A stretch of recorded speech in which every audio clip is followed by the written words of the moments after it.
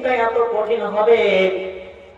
আর একজন ভাই আমার 400 টাকা দান করে গেছে, রব্বুল আলামিন যে উদ্দেশ্যে দান করেছে তার দানকে তুমি সাদরে গ্রহণ করে নাও। আল্লাহুম্মা সাল্লি আলাইহি আল্লাহুম্মা বারিক আলাইহি। সেই ইয়াওমা তারাউনাহা তাযহারু কুল্লু মুরজাতিন আম্মা আরদাআত, সেই দিনটা এত ভয়ঙ্কর হবে, এত কঠিন হবে যে একজন মা, যে মা নিজের সন্তানকে দুধ পান করায়, আর একজন ছেলে 100 টাকা দান করেছে, রব্বুল আলামিন যে উদ্দেশ্যে দান করেছে তার দানকে তুমি সাদরে গ্রহণ করে নাও। আল্লাহুম্মা সাল্লি আলাইহি আল্লাহুম্মা বারিক আলাইহি। আল্লাহ তাবারাকা ওয়া তাআলা বলছেন, যেই মা নিজের সন্তানকে দুধ পান করায়, যেই মা যদি সন্তান যদি একটু কান্না করে তাহলে ওই মায়ের আর ঘুম থাকে না, ওই মা জেগে যায়। অতএব আল্লাহ পাক বলছেন সেই দিনটা এত কঠোর হবে রে, যে সেই দিন একজন গর্ভবতী মায়ের, একজন গর্ভজাত পেটে বাচ্চা থাকবে, তার বাচ্চা জন্মভূমিষ্ঠ হয়ে যাবে, দুনিয়াতে চলে আসবে, কখন বাচ্চা হয়ে যাবে ওই মা বুঝতে পারবে না, বুঝতে পারবে না, বুঝতে পারবে না।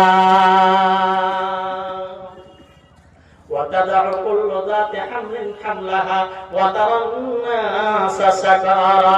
আর দ্বিতীয় বলছেন সেই দিন এত ভয়ঙ্কর হবে রে যে মানুষ বেহুশ হয়ে থাকবে। যেরকম আজকে একজন মানুষ যদি মদ পান করে, একজন মানুষ যদি শরাব পান করে নেয়, ঠিক যখন যার যদি ব্রেন ঠিক না থাকে তাহলে মাকে নিজের স্ত্রী ভাবে, আর স্ত্রীকে নিজের মা ভাবে, নিজের বেটিকে চিনতে পারে না, নিজের বোনকে চিনতে পারে না, নিজের বাবাকে চিনতে পারে না, নিজের ছেলেকে চিনতে পারে না, যাকে যেটা ইচ্ছা সেটাই বলে দেয়। আল্লাহ বলছেন সেই দিন মানুষ কঠোর আযাব হওয়ার কারণে মানুষ মাতাল হয়ে যাবে। যেরকম শরাব পান করে, মদ পান করে যেরকম মানুষ মাতাল হয়ে থাকে, ঠিক তেমনই মানুষ মাতাল হয়ে থাকবে।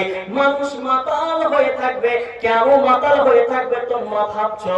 তোমরা হয়তো মনে করবে মানুষ শরাব পান করবে, মদ পান করে থাকবে এই জন্য। না না না, এই জন্য নয়, বরং আল্লাহর আযাব এত কঠোর হবে, এত কঠোর হবে, এত কঠোর হবে যে মানুষের আযাবের কঠোরতার কারণে মানুষ মাতালের মতন করবে। বলতো অনেক কি বলবো, অনেকক্ষণ থেকে আমি বলছি আপনাদেরকে, যে কথাটা একটা কথা বোঝাতে চাইছি, সেটা কি, নিজেকে যত পারেন নিজেকে গুনাহ থেকে বাঁচিয়ে রাখেন।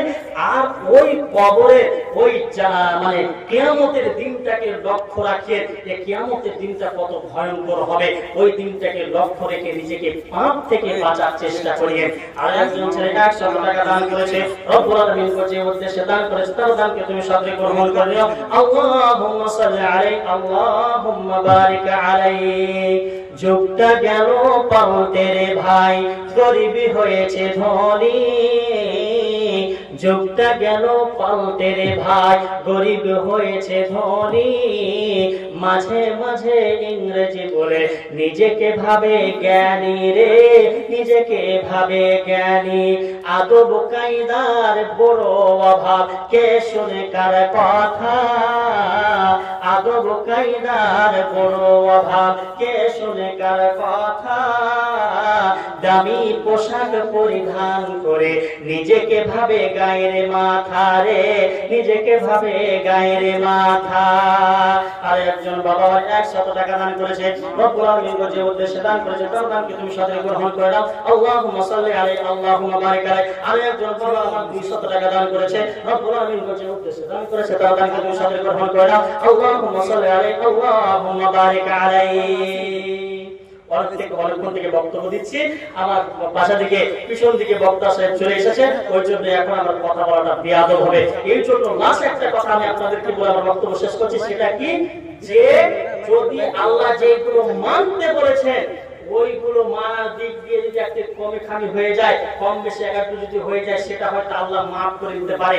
কিন্তু এই দিকে না মানা ছাড়ার দিক দিয়ে আপনাকে 100% নিজেকে বাঁচাতে হবে। যদি নিজেকে না বাঁচাতে পারেন তাহলে কিয়ামতের দিন পস্তা মরবেন। সেই দিন আপনার সামনে কোনো পথ থাকবে না।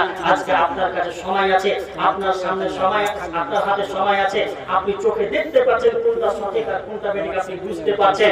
এই দুনিয়াতে নিজের জীবনটাকে শুধরে নেওয়ার জন্য আপনার কাছে সময় আছে।